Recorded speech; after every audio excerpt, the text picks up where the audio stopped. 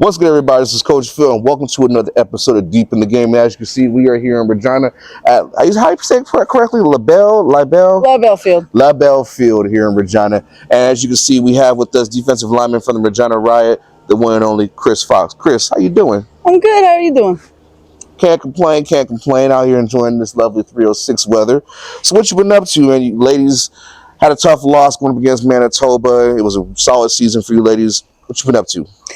Not much now. As soon as that final game ends, it's just back to work.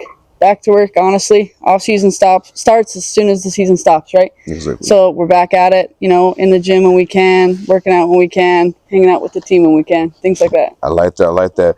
Don't give too much of the sauce, but what do you plan on working on this offseason to better your game? I want to get faster. Oh. The thing that's lethal about being a defensive lineman is your speed, especially with these tough, big O-line girls. If they get their hands on you, they ain't coming off so easy. So aggression, I want to get that up there more, if that's possible. And then just, my speed, 100%. Watching you, since me and you first started talking and just watching you, your overall game, you got a style that's very unique, and we'll get into it a little bit. But who would you say you've built your game after, or is it just something that's just, hey, this is just me? Well, a lot of it was just me, but I watch a lot of NFL, and I really love Aaron Donald. That's my boy. So just the aggression like him and how the game meant to him, it means a lot to me like that. This is coming from a lady wearing a Bills hat. Yeah, I know, brother. I know. Who is your NFL team? Is it the Bills or is it It's the Bills, 100%. My boy Josh Allen back there. There's a lot of good things he does. Can he finally get over the hump, though? That's the question. They gave him all that money. He's got Haley, what's her name? Haley Steinfeld, whatever. He's got the world in his hands, but can he get over the hump? That's the question. Well, I'm hoping that this new dad lifestyle that he's got might push him into that, might get him over that hump. We've dealt with Kansas. Now we got to deal with every other team that greets us in the playoffs. You know what I mean? Exactly. So let's get into your story. Tell us, where are you from?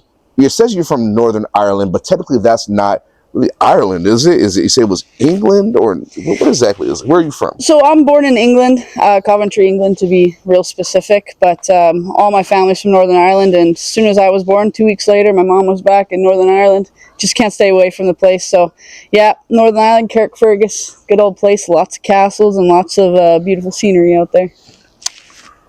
Wow, because I was trying to figure out how you say that name, and I didn't want to mess it up, so I'll let you say it for me. So when did you move to Canada? It was 2005. I was just a 4-year-old little tiny child. We decided to migrate to Canada because my mom's been here before. She spent a couple of years of her teenage years here, and we just couldn't stay away. Mom decided to come on over. It's funny because my stepdad, when he first heard it, he thought we were coming on vacation, and my mom was like, absolutely not. We are moving to Canada. Oh, goodness gracious. So tell us, before football entered your life, who was Chris Fox growing up, and what kind of kid were you? I was just one of those kids that loved playing in the dirt, real rough outside, backyard football, recess football, everything like that. Every sport that I could get into, I tried. Track and field was a big one for me, going into grade 10 there. Came out a champion in provincials. Loved throwing the javelin around. Figured that out at a young age. Just things like that. Climbing trees, catching snakes, playing with frogs and salamanders, all the good stuff. You were really outdoorsy. Oh, yeah. Crocodile Dundee over there, I see. So tell us, what did your family think when you told them that you wanted to play football? Honestly, when I first wanted to do it, Rochelle Smith is someone I looked up to a lot growing up, and she was the first girl ever in our high school program to be able to do that. And my sister did it for a period of time as well. So it's something I always wanted to do. My mom was always too shy and said, you're going to get hurt, things like that. And then I begged and I pleaded. And then finally, my grade 12 year, she's finally caved in. So then I got to play with the boys in there in North Valley and had a really good season with them. And then John Svensson asked me to come play for the Melville team there, and it was one of the first ever minor teams for females in this province, and I jumped at that chance, and I've loved it ever since. I went back and started coaching them in 2020 during COVID, when we were unable to have a season as the Riot, and just didn't look back. Olivier asked me, good friend of mine, asked me, my senior year of high school if I wanted to do that, and I held off on it for 1 year just so then I could pursue an opportunity in Melville the way I did. So you've kind of been all over the place as far as like your football journey so far. Would you say that looking back now, what obstacles did you have to overcome just to get on the field? Well, personal obstacles was my anxiety, to be honest with you. Always was a shy kid too, not super outward with myself. So just to get comfortable with being uncomfortable, I guess you could say, and pushing myself into that was the biggest obstacle. And then just the training that came after that, you know. Right. So for you, we hear a lot about mental health in football. Is that something that you advocate for, that you speak up about for most players? Because a lot of players nowadays, they're speaking up about it, but there's still some players with that old school mentality of, I ain't going to talk about it, I ain't going to put it out there. Is that something that you...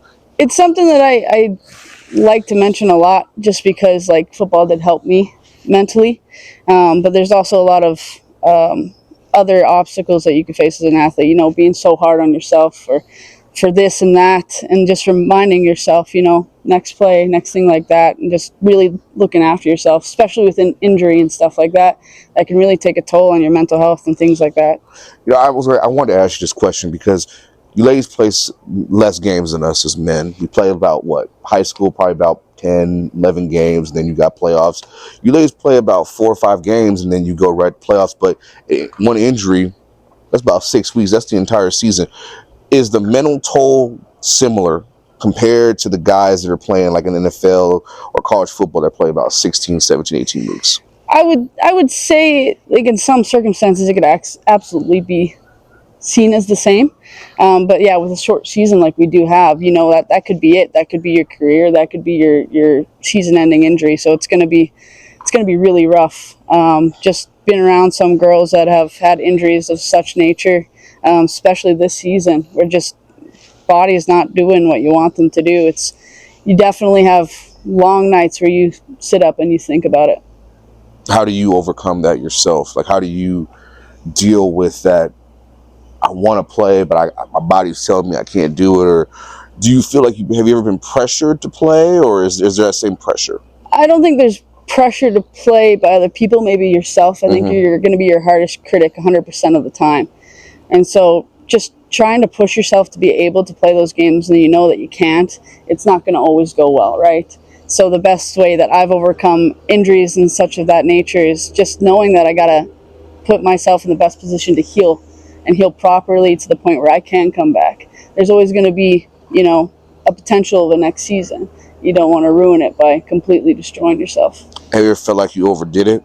I know myself. I know I overdid it when I first tore my ACL, and I worked so hard to come back, and then I retore it, played another year with no ACL, and I regretted it. Have you ever been in that position? I think at my early days, I definitely did that, you know, push myself probably harder than I should have and things like that. But I think the more that I've developed in this league and in this program, I know that I got to reel it back and I got to really look after myself, especially this year, coming off an injury. Close to playoffs too, I knew that I had to look after myself, and I was fortunate enough to be able to play that last playoff game. Just wish it never happened, to be honest with you, but things happen. It is what it is. You gotta do what you gotta do. It is what it is. So we talked about it a little bit off camera, man. The first team that I learned about at WWCFL was the Regina Riot. Every player has a recruiting story, but how did the Regina Riot first come into your life? Again, going back to my roots, Rochelle Smith, went to school with her, and she played on our boys team, and she actually played for the Riot way back in the day. And I just remember looking up to her and going to games with the Melville team that I was on at a young age. It was very inspiring, and it was a big deal to us. Yeah. To say in small words, but just seeing that and wanting to do that, you go out to camps. I went out to as many Riot camps as I could, you know, just to get my foot in the door. And then a coach was fortunate enough to see me. His name was Brent Blakely. And he told me that I should just start coming out to practices, and he got my information, and I started coming out. And then Olivier as well in that mix too, just trying to get me to come out. So that's how the Riot grabbed me up. And ladies and gentlemen, just so you know, I just learned this about Chris. Chris is 25. I thought me and Chris were the same age, but she's got about another 10 to go. You started at what age? 17, 18. Jesus Christ, you got a lot of foot. You aren't even. I told her you aren't even in your prime yet. You're just like you are ascending. Thank you. But do you remember your first training camp and what was that experience? Oh, first training camp was, it's always going to be a hard one, especially at this level of football. With the coaches that you have, they're expecting you to bring your all. And boy, did I bring my all. Sweat, tears, blood, all of it. The camps are always grueling, but it's always something that you got to get over. It's something that, is going to push you to your limit, but in the best way possible. When did you realize that you weren't just on the team, this was family for you? Honestly, like right into my first year, you're just the closest of the girls, how easy a veteran is to pick you up, and how easily a coach is able to pat you on the back when you do something great or when you don't. They're quick to fix things when you mess up, but they're also quick to make you understand that we all mess up. So this place has been family to me since day one.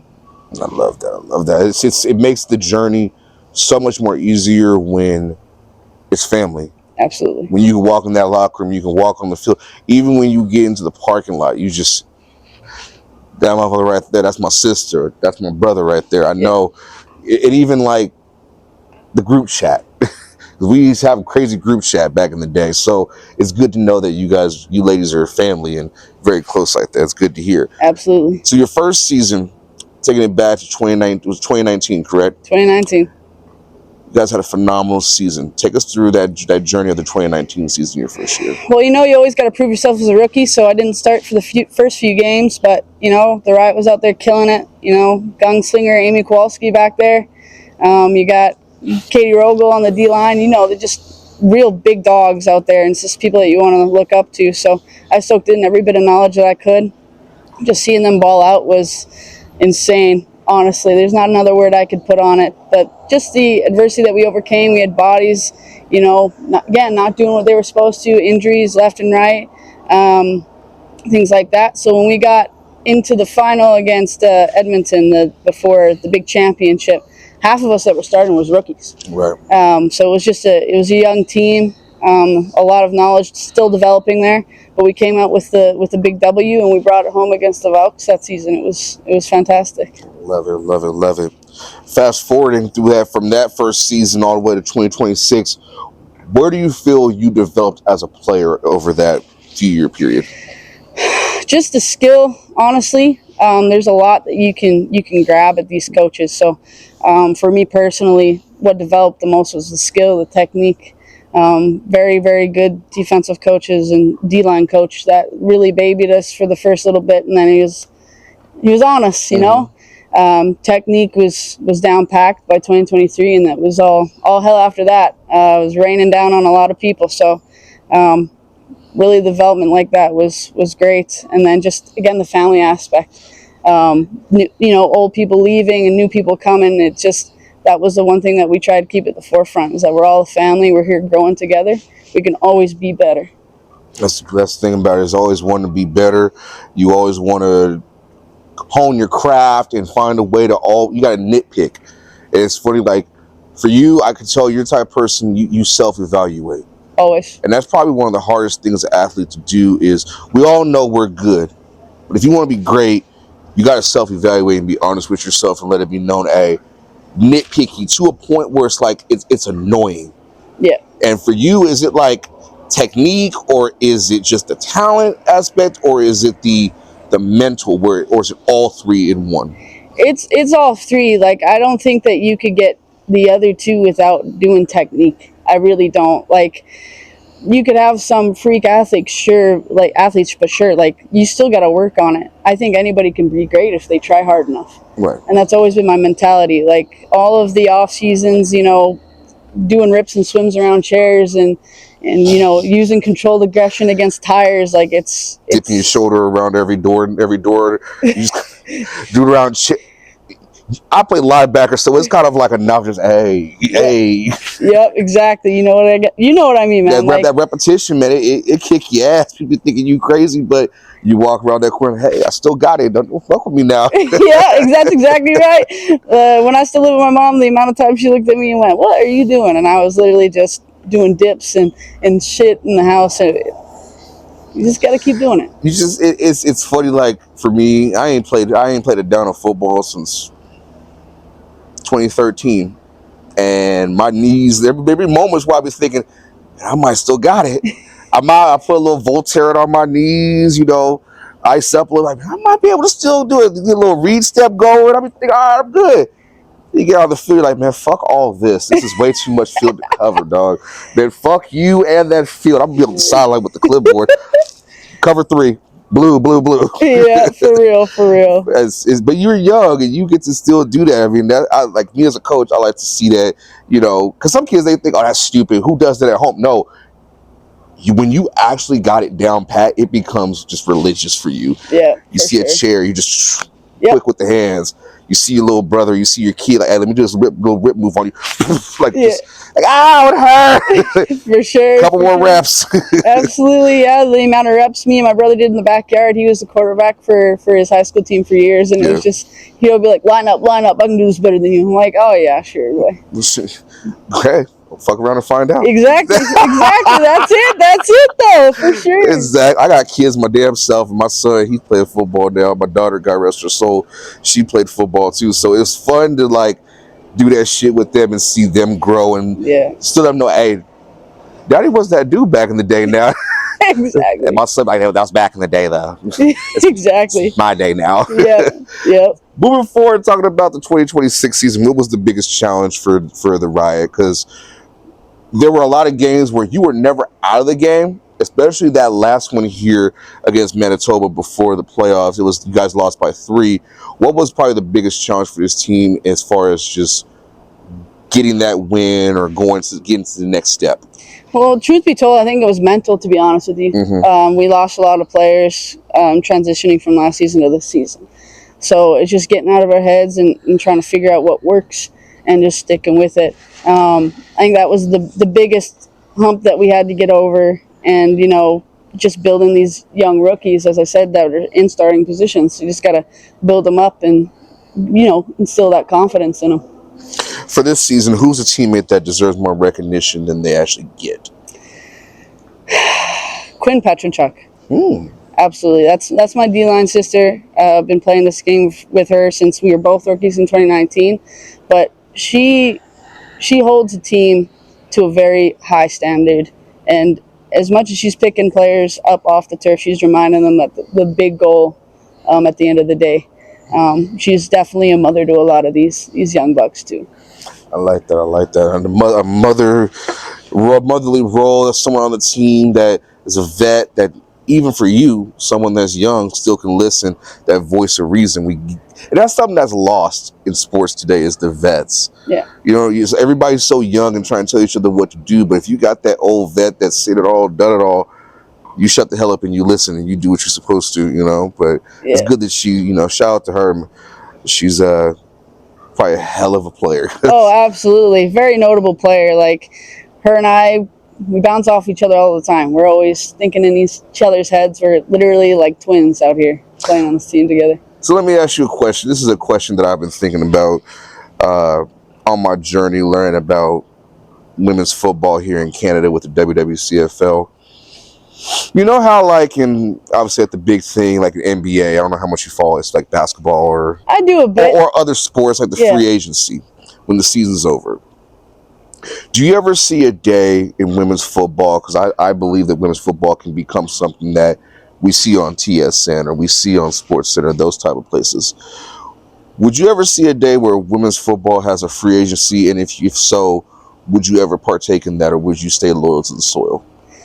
I could see that happening. Maybe not anytime soon, but hopefully, as this all develops, like in the States, you can see how the women's football is developing there, and it's developing at such an accelerated rate. So I don't think that we're any different here. Mm-hmm. I think that we just got to keep doing what we're doing. And honestly, I don't think I could leave this team ever. So I gotta stay true to the soil, man. I shed too much blood. So we'll never have to worry about Chris Fox being in a Valkyrie green or a Manitoba black and gold. Never. You're gonna stay loyal. Just like you said, you're gonna stay loyal. I'm So gonna stay loyal. I like to So hear that. Now I'm gonna say we got this on camera. So if you pull a Kevin Durant and you go to the Valkyries, I will gladly play this back and say, "You said this, dog." no, I promise I'm staying loyal. That would be a big So move. That honestly, hey, that would be a move that's catastrophic if you ever did go 2 hours and 45 minutes up the freeway. But I can see you stay here with the. Obviously, I would never want to poach. I never want to, But this is you. This is a team that I can see you end it all. You got another 10 years to go. This is where it starts and this is where it ends for you. But as far as moving forward to the 2027 season, where do you see the Riot, and what do you feel like the direction you ladies are going is up, or is it like we're still here? There needs to be some moves. We need to recruit a little more. well, I think it's dependent on how this offseason goes. I think there's too much unknown to say right now. I do believe that we could achieve way more than what we've been doing the last few seasons. It's just dependent on how we face this adversity going into the off season. We really got to take this opportunity to get better, and that's not just one or two people. It's everybody. Yeah. There's not a single person that's connected to this program that could just relax at this moment. This is the time to get up and really get in that groove of the grind. Right. Because for years it's been you, like we mentioned earlier, it's been you guys and Saskatoon. Yeah. Well, now you got Manitoba. They showing what they can do, and they've got a really good team, starting to build a really good team around them. And then you got over there, you got Edmonton, you got Calgary, you still Lethbridge. These teams are getting better, and I actually am going to be hopefully interviewing the commissioner and the president here in a day or two. And I was going to ask, how would you feel where do you think that the league could go as far as expansion? I mean, if all provinces were involved in the WWCFL, that would be real nasty. That would. I mean, a lot of money comes with that, though, right? Yeah. So if we get to a point that we're able to do that, that would be incredible for the league. Just to see how we have come, though, like as you said, Manitoba has come running out of the gates with a strong team. It's good to see. Like, of course we lost and that sucks, but it's good to see in a league perspective and future perspective how even these teams are getting. Yeah. Province to province. So it's always great to see that.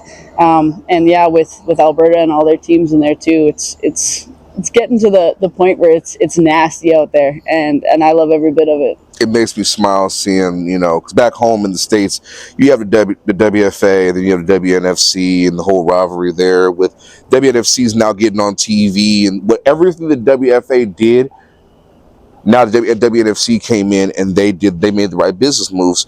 For the WWCFL, it's like there might be a day where the WWCFL becomes the WCFL, and you fuck around and get BC, get some teams.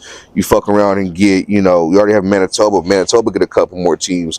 You fuck around and get Toronto, the GTA, and everybody doesn't have to take, 8-hour bus rides. You actually can fly, mess around and get Air Canada and WestJet. Let me stop preaching because I might give y'all some ideas, but I can see a day where that happens because women's football, women's sports is such on a rise right now, on a high. How do you feel about that? Just women's sports in general, like the popularity, the rise, and where do you see women's football in Canada? Do you ever see a day where women's football Canada could compete against women's football in the USA? Well, I think that we kind of already see that with the national teams. Yeah. Where we went to Finland last time and competed on a world stage and things like that. I think that if there's more to be done, then there's more to be done, obviously. Like, just to see the growth of women's sports in general, like flag, that's growing at a excelled rate. And then, basketball and things like that. It's really powerful to see, and I just hope that, football catches on like that and just takes off, because I think there's a real big potential for that. There's a big, big potential for that. Just even watching.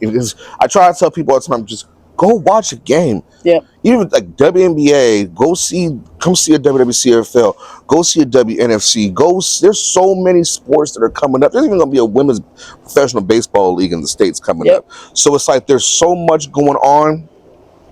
You kind of want to get on the ground floor and ascend with it, because you ladies are onto something, and I love to see it. So Absolutely. I'm excited to see what you ladies have in store for 2027. This team is going to be very competitive in 2027. It can't just be, I got nothing but love for Saskatoon, but it can't just be them every single damn year.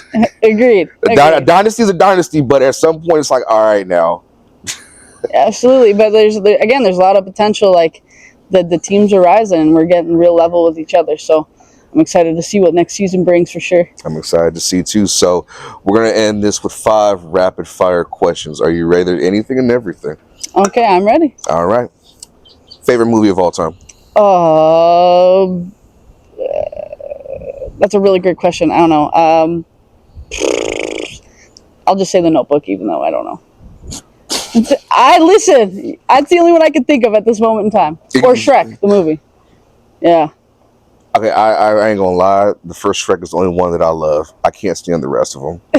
That's fair. Like, just it's something about that first one so pivotal. Yep. Everything, it was just the right movie at the right time with the right people and the right jokes. Yes, agreed. Love it. Song that's on repeat for you. Song that's on repeat for me currently. Probably Big Steppa. Big Steppa. Okay, I like that. What is your first in playing football? What was your first you got your ass kicked moment? Oh, when I got knocked out when I played, I was running back. I was. You were running back. Tell this story, please. Okay, so back when I played in high school, we were playing a team, and my my coach at the time looks at me and goes, "Okay, go on with offense." And I looked at him and I was like, "What you mean?" He's like, "Just go, and they'll tell you." I look at my quarterback and like it's this guy I've been around my entire life, and I'm like, "Yo, what am I doing?" He goes, "You're running the ball." I was like, "Okay." So then he gives me the ball. I'm running. I'm like, "Yeah, there's open field, and there is a probably 6'3" giant, probably 300-pound lineman who decided to just put his face mask right into mine, knocked me out. Yeah, my chin guard snapped, and he dented, like literally dented my caved face. in. It was rank. I just remember laying on the ground and go to get up, and the ref's like, "Just stay. Just stay. Just lie here for Yeah, a while. just take it in for a bit. Don't get up too quick." And I'm like, "Okay."